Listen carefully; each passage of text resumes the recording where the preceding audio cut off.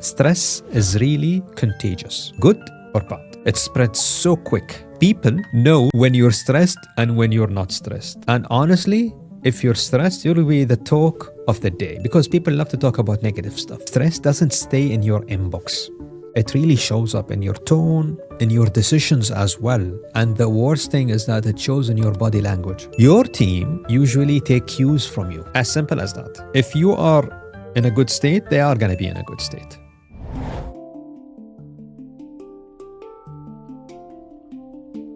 Marhaba and how's it going everyone? And welcome back to UAB. I'm your host, Saeed Alghafri. UAB is where we keep it real. If you're here, it tells me that clarity and growth is your priority in life, and also work, and everything between them. And that's why I am here. I understand you, and I got your back. You know, I've been there before, and I've done it, and I'll guide you through real conversations from my experience as a CEO and a well-being executive coach. One more thing. If you're new, special welcome goes to you, and thank whoever shared this episode with you. And also I want to thank that person. And if you think that this episode is beneficial, please share it with someone who needs it. All right? So today's episode is about something often underestimated. Now, what happens is that, stress, sometimes people talk about stress and you being stressed, but it's really contagious. And whatever basically behavior that you are going through, it will really be going to the other people as well. It could be your team or anyone else. Why I know that? Because I'm a father, I'm an entrepreneur, and also a CEO. Now, let's imagine that you and I are going through these situations. All right? So the first one is we walk into a meeting room, everyone is sitting, the boss is there, the leader walks in, very calm, focused, and very much present. Picture that. Now imagine you walk into a room where that person is tense, very much stressed, and rushing. It's exactly the same agenda. This is the same people, like the same usual victims or suspects. But what you notice is that there are two completely different energies. What do you think the outcome would be? Completely different. When you're calm, when you're basically much more present, even that meeting will go very smooth and everyone will be basically very much better, even if you don't reach an outcome. In that situation, little that you're going to gain from that meeting. Now, imagine, okay, you may tell me, okay, Saeed, I'm not a leader. My khalif, don't worry. Let's say that we have a friend, okay, and we are a bunch of people. Imagine those two situations with that friend. Stressed, tense friend that goes with a group of people. What do you think will happen? This guy will ruin everyone's energy. When you have someone who's really present, very much lively, energy up the roof, oh my God, he will be lifting or she will be lifting everyone else. And that's what I mean by contagious.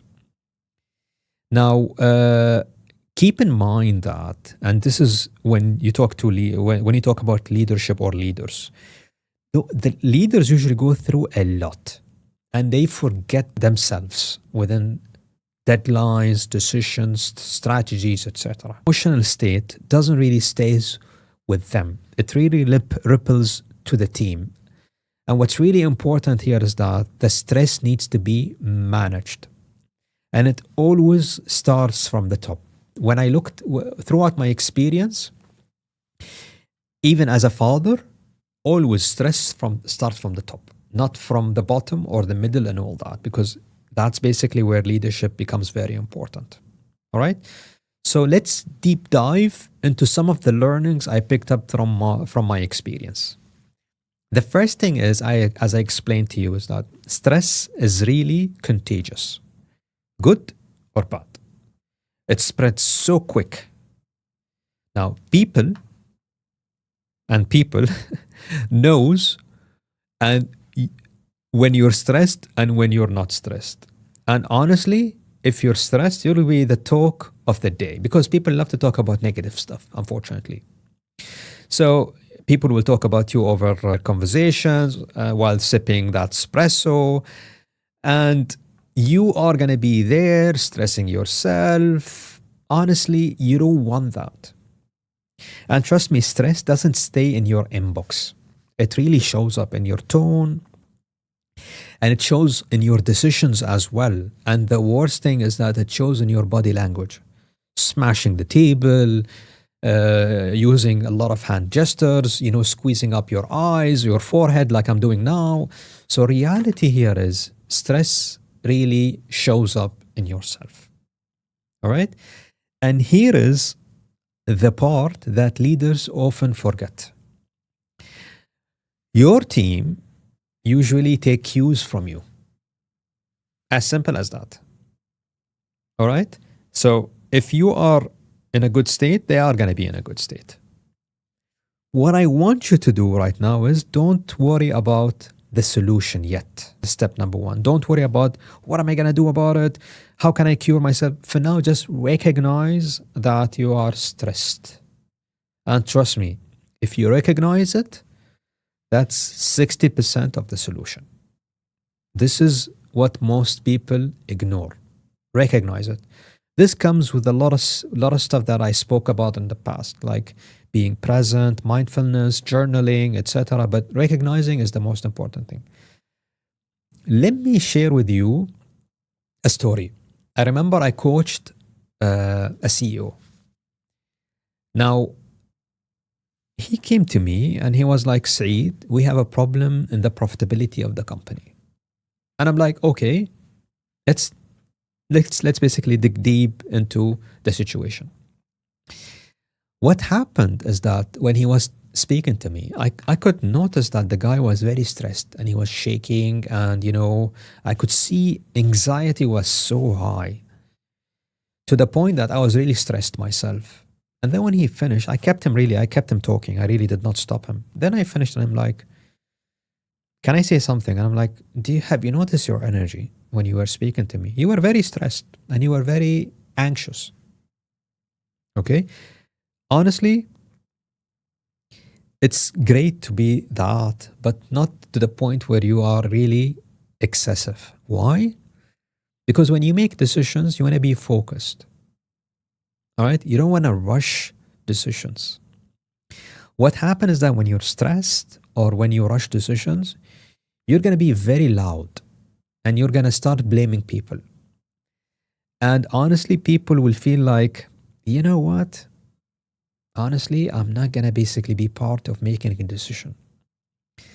And they're just going to stay silent, and ultimately they're going to look for you for a solution and a decision. And when I told him that, he was like, I was like, what do you think?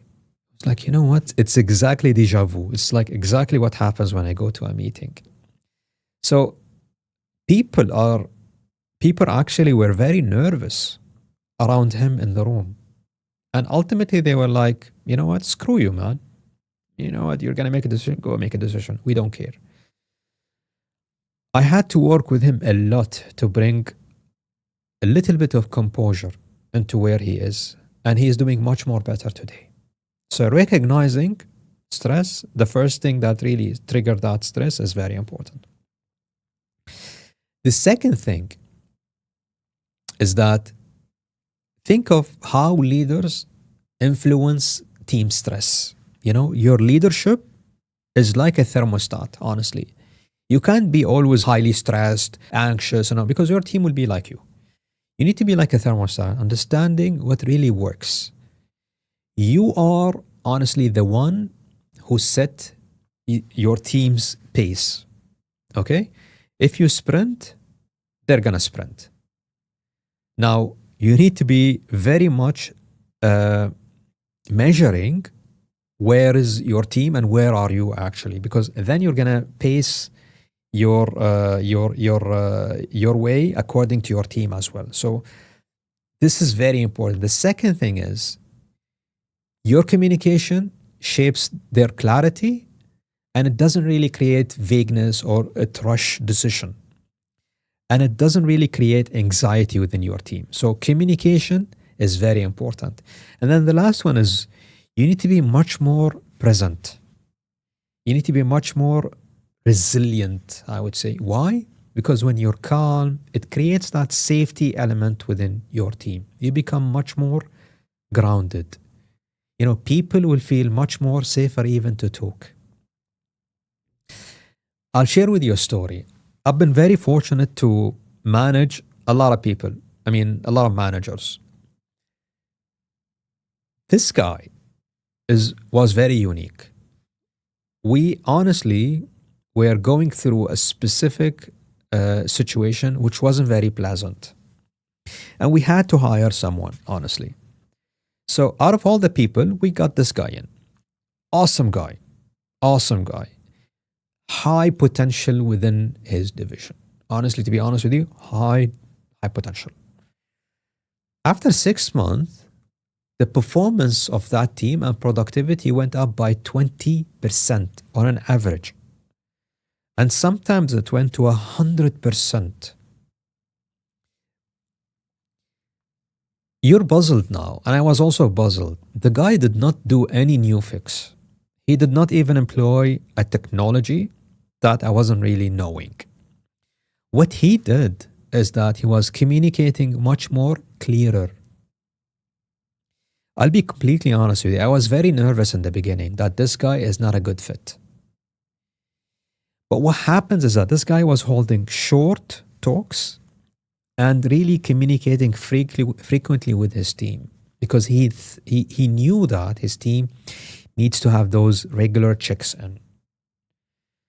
To be honest with you, I wouldn't even think about that. But that's leadership. It's all about gauging and pacing yourself to your team. The third thing here is managing stress is always from the top. Then it basically goes down. Now, this is where we talk about a solution. And I know we all love solutions. I'm going to leave you with a three-step approach where you can basically implement to manage stress. The first thing is notice your triggers. What really triggers your stress? All right? Now, the first thing is go through specific situations where you feel that your stress is really spiked. Let's talk about these things. It could be a repeated behaviors from the people around you.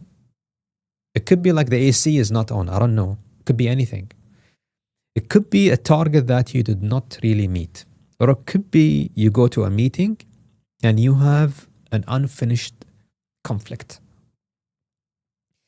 And then when you identify that, okay, you could say, when that happens, I shout, or I slam dunk someone, or it could be even you cry. Reality here is the first element here is that identify whatever triggers you and what exactly do you do? What behaviors comes after that? Okay? The second thing is don't react for now. Don't look for a solution. People always love solutions. Just note it down and try to contain yourself from any reaction. Do that for a week. Okay? What's really important is that you need to identify a pattern. Then we go into the third step, is that now address that pattern. What I love is that you flip the narrative. Let me give you an example from what I mentioned above.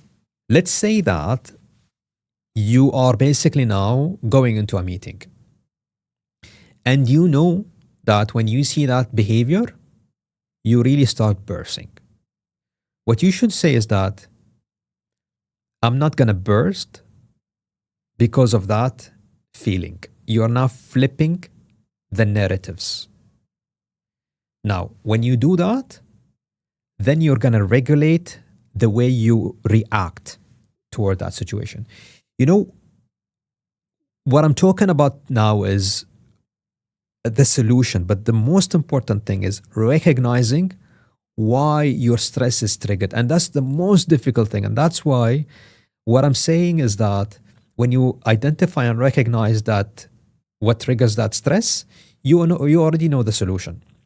Because if that person is the one who is triggering that stress on you or that situation, then you're going to recognize, control yourself, and then have a much more better way to communicate. And that's what I mean. Now, what I like is that when you recognize before you communicate, and I know that we rush into communicating, maybe try to take very small breaths, honestly, into when you are in that critical moment. And when you go into back-to-back meetings, try to have, for example, a small walk, without any technology, very peaceful.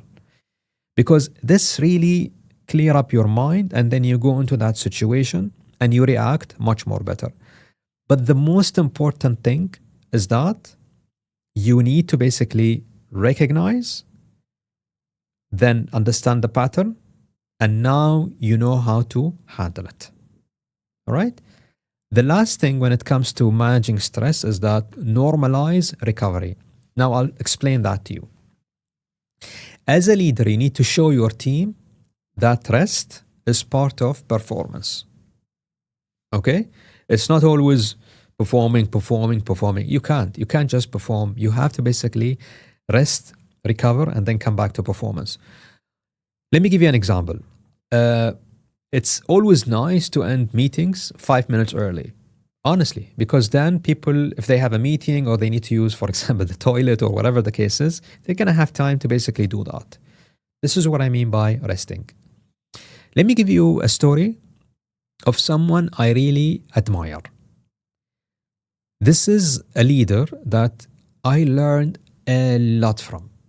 Honestly, I learned a lot. Every meeting I attend, when this person is leading, when I used to be younger, I learn a lot.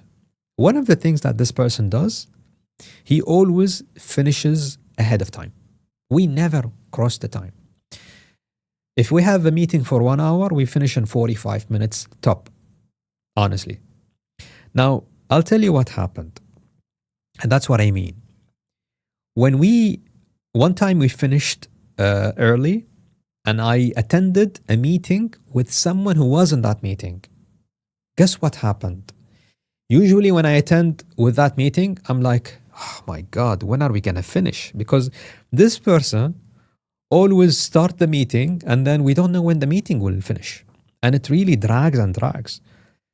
But that day, after we had that 45 minutes with the leader that I admire, he finished 5 minutes early. So, I mean, honestly speaking, I was like puzzled. But do you see what I mean? Very small act. Very small act. But it gave your team permission really to do the same. And honestly, I walked out from the meeting. I'm like, alhamdulillah. So, I was stressed, but not to the point where I'm very much stressed. Very important. Now, these are some of the pitfalls that I'd like you to avoid, because when it comes to stress management, this is what comes in your way. The first thing is this hero syndrome. You have that feeling that you are the only one in the world that can handle everything else. Habibi, even Superman cannot do that. Reality here is you can't really have the thinking that you can do everything by yourself. The second thing is the always on badge. This guy is working 24 hours. See, you can't. You really cannot. Try to basically now, when you're having this attitude, try to work much more smarter, not always on and taking. And then the third thing here is, when you're stressed, usually people are silent about it. And as much as you may think that silence is the solution, but it's not. People today think that when they don't talk about the stress that they go through, it's like a weakness. And they'll be thinking like, oh, if I whine, I'm no man, or I'm no woman, or I'm not really courageous enough to be where I am today. So don't really go with this mindset or mentality. All right? Now, a key reminder here is that leaders who don't really manage their stress, they end up with people leaving, and they're going to be basically the hiring manager instead. Because what happens is that people will just leave, and they will leave you alone. And ultimately, you're just going to miss targets, and you're going to stress those who are there, and you're going to stress yourself. And you don't want that. All right? So as a quick recap, stress management always start from the top. And few things that you should do is that the first thing is recognize that stress is very much contagious. That's the first one. The second thing here is be intentional with pace. Don't really be very much high, don't have that high anxiety, high stress. Just be intentional about the pace, clarity, and presence. You want your team to be with you. The third thing here is audit triggers, like know what triggers you and stress you, and try to regulate before you communicate. And try to model rest and recovery as much as possible. And the last thing is try to avoid the pitfalls that I shared with you, which is hero syndrome and overworking and stress, silencing your stress. Now, why does this matter? And I speak a lot about stress.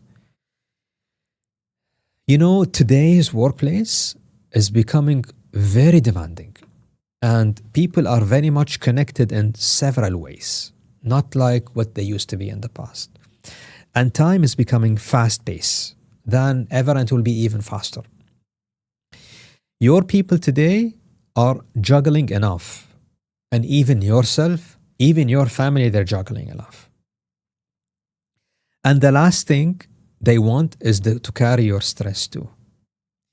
What you want to lead with calm and not really be passive, And it's not about being in control of others. It's just about being in control of yourself. Why? Because you really want to lead with intention. All right? Before we close, I want to leave you with this. The best leaders aren't just masters of strategy. They are more of human experts. They understand people. And they are masters of their own state of mind. At UAB, we believe leadership starts with yourself. It's all about self-leadership. So it's with you and no one else. We are here to give you tools, story, and mindset shifts to make well-being the anchor of leadership, to have a much more healthier workplace. If this episode resonated well with you, subscribe and share it with a leader that you respect. Because stress, like calm, is very much contagious. All right? Until next time, take care of yourself and those who you care about. مع السلامة.